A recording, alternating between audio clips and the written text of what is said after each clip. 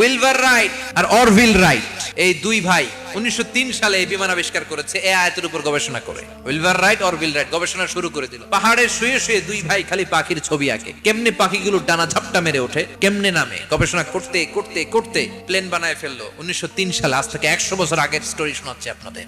শুরুতে ভাঙ্গাচুরা দুইটা পাখা নিয়ে একটু উড়ে আবার ধপাস করে পড়ে, কিন্তু আশা হারায় নাই, আবার উড়ে ধপাস করে পড়ে। আমেরিকাতে সুবিধা করতে পারেনি। ফ্রান্সের এক কিং তাদেরকে ডোনেট করেছে বিপুল অঙ্কের টাকা দিয়ে। তারা প্রথম ফ্রান্সের একটা শহর থেকে আরেকটা শহরে পৃথিবীর প্রথম প্যাসেঞ্জার প্লেন নিরাপদে ল্যান্ড করেছে।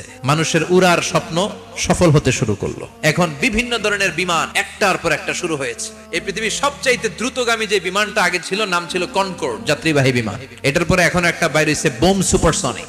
বোম সুপারসনিক এত স্পিডে চলে, এই মাত্র দেখলেন এদিকে, এরপর দেখবেন নাই ওইদিকে। A3 এয়ার বোয়িং A380 বর্তমান পৃথিবীতে সবচেয়ে বড় প্যাসেঞ্জার বিমান। 525 জন যাত্রী নিয়ে এটা শূন্যে উড়াল দেয়।